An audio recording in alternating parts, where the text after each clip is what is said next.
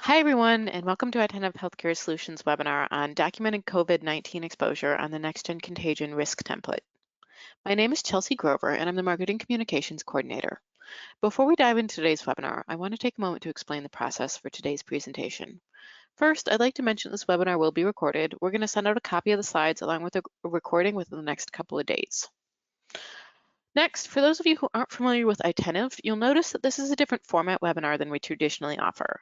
We're offering these brief mini webinars on topics that pertain to COVID-19 in hopes that your practice will find them helpful in managing the current crisis. I apologize for the short notice of all of these.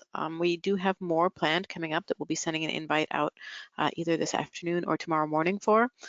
They're really short notice because we're honestly coming up with them as soon as we find a topic that we think is going to be useful, and we send them out as soon as we can to get this information disseminated out to you. So bear with us, and I apologize for the short notice. And if there's a webinar that has a topic that interests you and that you're not able to attend, if you register for it anyways, we will send you a copy of the slides and recording within a few days after the conclusion of it. So that's always an option if you can't make it to our webinars. So everybody's phone is going to remain muted throughout today's entire webinar. If you have questions, please use the control box to let us know so we can resolve them. You can just type them in. We'll answer them all at the end. We did leave time at the end. We expect that today's topic will take 15 to 20 minutes, and then we did leave time at the end for questions. So type them if you have them, and we'll answer them at the end. Again, we do have some upcoming ones, some upcoming COVID-19 related webinars that we're going to be sending out an invitation to soon. So keep your eyes out for the invites to those. They include topics of utilizing NextGen Mobile during the crisis, COVID-19 government updates and industry updates, protecting your practice from hackers. I know that a lot of you have folks working from home, so that's an important one right now that you want to keep in mind. So again, check your email through those and register for them as they come through, and we can always send you the slides and recording if you can't make it. So presenters for today are going to be Lexi DeMarsh. Lexi is going to be presenting most of the information, and Cindy Kincaid will also be jumping on at the end to help. And again, if you have questions, we're all here for them, so make sure that you type them in and we'll answer them. And with that, Lexi, I'll let you get to it. Okay, thank you so much, Chelsea. So thank you everyone for taking time out of your busy days to join us for this brief webinar. We're going to review how to use the Contagion Exposure Risk template to document potential COVID-19 exposure.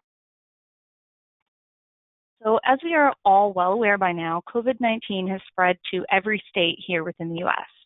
So as this virus spreads, your practice may find yourself needing to document and track patients who have potentially been exposed. Documenting these cases of potential exposure is so important, not only to the health and safety of patients, but also of the staff that are taking care of those patients. So a tool in NextGen for documenting potential exposure to COVID-19 is what's called the Contagion Exposure Risk template. So in order to use this Contagion Risk template to document COVID-19, it's not, ready for this straight out of the box, so there is some configuration that is required. So the exposure grid for this template can be modified. This is done in the custom DB pick list system practice template. So new items can be added here. You can modify existing items. And you do that by selecting the DB pick list that you want to modify or add to from the grid. And then you select Configure on that Step 2 Add Edit List Items panel. So the first item, as I mentioned, to configure for this template is the exposure grid. So under the custom DB pick list grid, you're going to highlight Contagion Exposure. And then, as I mentioned, you select that Configure button on the Step 2 Add Edit List Items panel. On this pop-up, you would select Add New List Item there in blue on the window. From here, you would enter any details. So, for example, the incubation period and the name of the contagion. So, for example, COVID-19. When you're finished adding that contagion name, you can click Add, and that's going to save that contagion to your grid. So in addition to adding that new contagion name, You also have the ability to configure what are called reference links for the template. And basically what that's going to do is it's going to allow the user to add a website that's going to give some more information about the contagion. So for example, like here in our screenshot, we have a link to the CDC website. So to begin configuring this, you would highlight the contagion reference links DB pick list. You would click configure from the step 2 add edit list items panel. And then on the pop-up screen, you can enter a practice ID if you want to make this specific to individual practices within your organization. You would want to enter the contagion name. So again, coronavirus, COVID-19. And you want to enter that name exactly as you entered it previously to show up in your grid. And then you would copy here the URL for whatever website you want to direct users to. So once you're done with that, you can click add to add it to the grid. And then you also have the ability to remove links from the screen and update them as well. So if you wanted to go back at any time and modify the URL that it's pointing to, you can do that from the screen. So once you've completed those 2 steps of configuration, you're ready to use the Contagion Exposure Risk template. So pretty simple setup. The link for the template can be found at the top of most out-of-the-box templates. So for example, the intake template, so you can see here in our screenshot. Next to the link, you'll see that there's a badge counter. And this is just going to let any user quickly and easily see that there is a documented exposure to a contagion for this patient. So we can see that there by the yellow exclamation point, and then also our badge, that's going to be red, and it's going to display a number that will show you how many exposures to contagions are documented for this patient. So to begin actually documenting an exposure risk, as I mentioned, you're going to click that contagion risk link from whatever template that the user is on. You would, on the right-hand side of the template, you'd select COVID-19 from the exposure grid. In the middle of the template, you'll see additional fields to enter those exposure details. So, kind of anything that's pertinent to note. So things like in the exposure detail, you can enter any comments, select their risk level. You can also document if it's travel related, either the state or the country that the person had traveled to.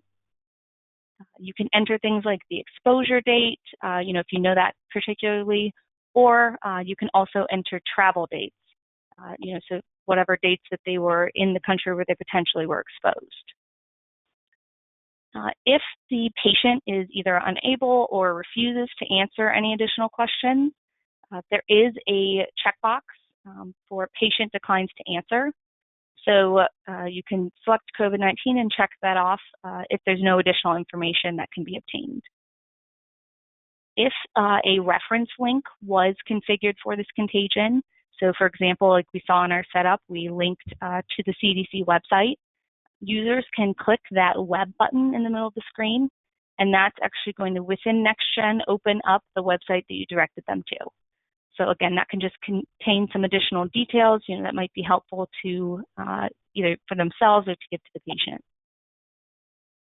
Once everything has been documented, a user can click add, and that will save this information to the grid. If the user wants any of this document or any of this information, to be included on documents, at the top of the template, there is a radio button for detailed documents. So they'd want to select that before clicking add, and then this exposure is included in the visit documents. So if a user has gone in, an already documented exposure, so for example, again, to COVID-19, and they need to add, maybe there's additional information that they've received from the patient, or they realize they made an error, they are able to go in and make changes to the exposure risk details. So to do so, they would open up that contagion risk template. They would highlight the contagion exposure risk from the history grid. and then they would make any changes as needed. Once they were done and ready to save those changes, they would click Update. Up at the top of our template, we do also have 2 radio buttons that a user can use to note that they have either reviewed this information or they have reviewed and make changes. So our 2 options are Reviewed Updated and Reviewed No Change. So again, the user can select one of those radio buttons if needed when they're in this template making changes. A user also has the ability to mark any contagion exposure as inactive. So to do so, the user would open up our contagion risk template. So again, it's going to be the top of most of the charts within templates within a patient's chart. They would highlight that exposure from the grid under that history grid, and then there's a checkbox for deactivate. It will default to today's date. The user does have the ability to go in and select a different date if needed. To save changes, you would click Update, and then the user will be prompted that basically any changes, once an exposure risk has been marked as deactivated, that no changes then can be made to this documentation.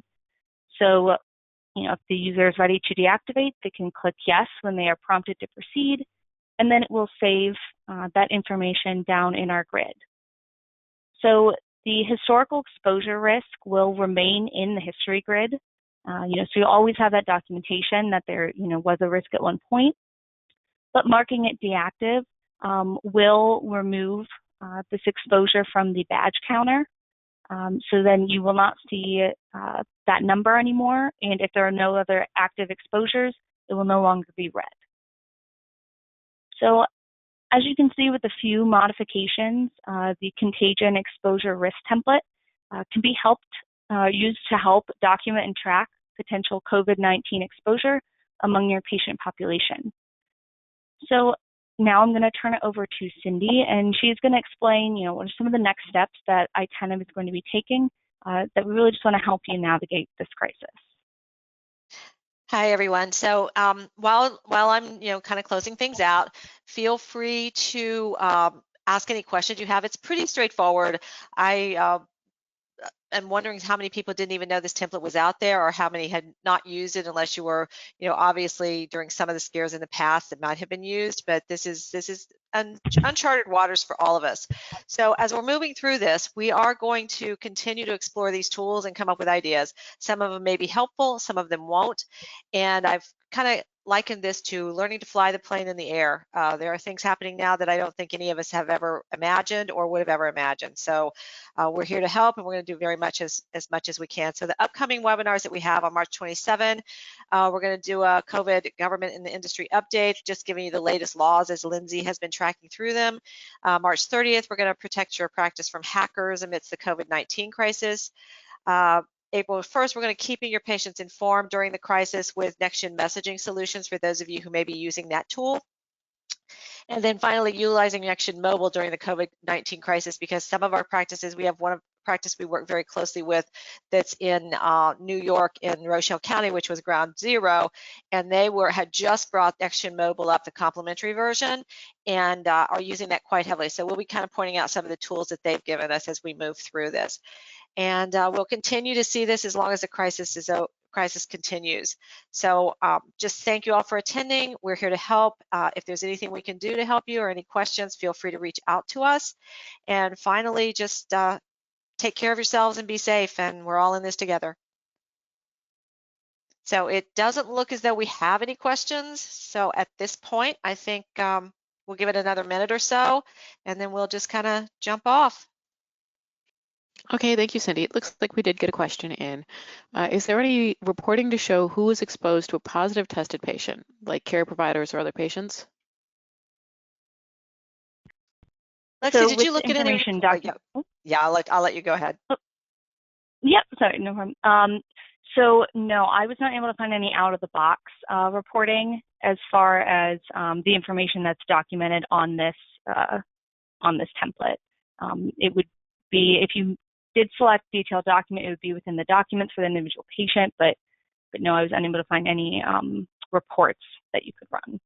If you have any SQL or SSRS individuals in your group, there might be some things you could do there, because they are particular fields and you have configured it, but it's probably going to take that. Okay, next question. Is this template on all versions? So yes, this, oh, sorry. No, you got it. You got it. Yeah, sorry. Yeah, so this template has been around for a long time, and as far as I'm aware, there haven't really been any updates, at least in recent versions. So you should have this functionality out of the box.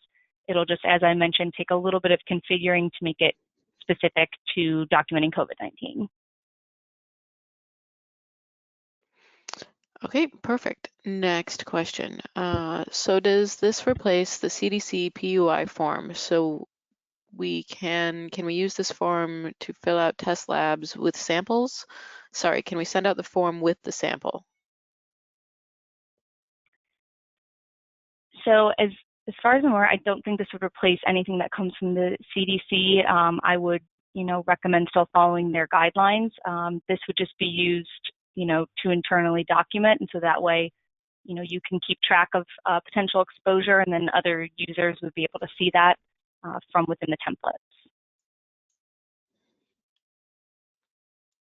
Okay, next question. And it looks like this might be the last. So if you have questions, now is a great time to ask them. When will the slides be sent out? So traditionally, I try to get the slides sent out within a week of the webinars, but I know this is really pressing material, so it's really high up on my priority list. I'm going to try my best to get it sent out to you guys by the end of the week or Monday at the latest.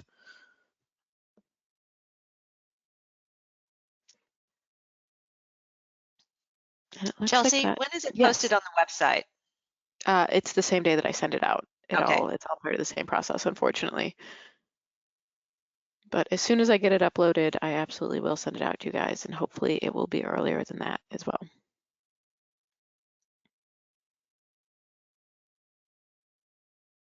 Well, it looks like that's everything. If you have questions after the fact, you can always reply. I think there's one more. Oh, yes, there is. Thank you, Cindy. Where do I access the custom DB pick list in NextGen? So this is a system practice template. So you would access that from the file menu within the EHR, and then you'd select system practice templates, and then it will be there under the system tab. And then there is a request to look at the slide that shows that the documentation again.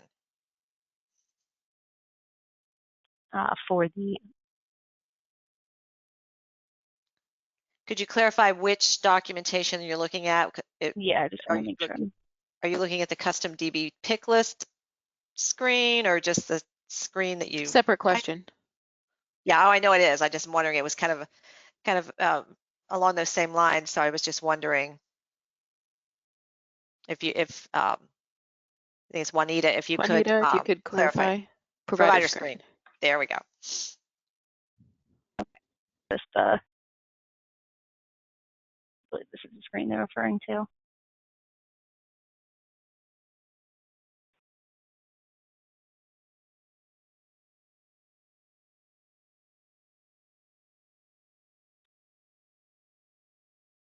And again, if you have questions after the fact, any way that you can get a hold of us, we're happy to help. So whether it's replying to my email invitations for these, whether it's reaching out to Cindy or Lexi directly, any way that you can get a hold of us, we will make sure that your questions get to the right people. We know that this is a really difficult time, and we'd like to do everything we can to help you and support you through this crisis. And thank you all for everything that you do in serving your patients every day. It's truly awe-inspiring. So thank you for that. Oh, looks like we got another question. Is this template only available from the provider screen and not just from the intake template from the MAs to show the provider? So no, this template's available from multiple places within the EHR, and the intake screen is one of them as well.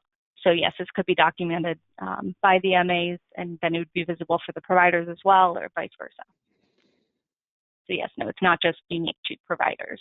Any user's access to some of the basic templates like intake or SOAP would have access to it.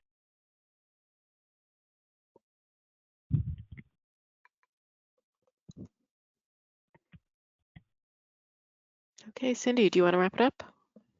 All right, everyone. Again, just to repeat, thank you all. I hope you have a wonderful and safe day, and hopefully we will see you on our next webinar. Be safe out there.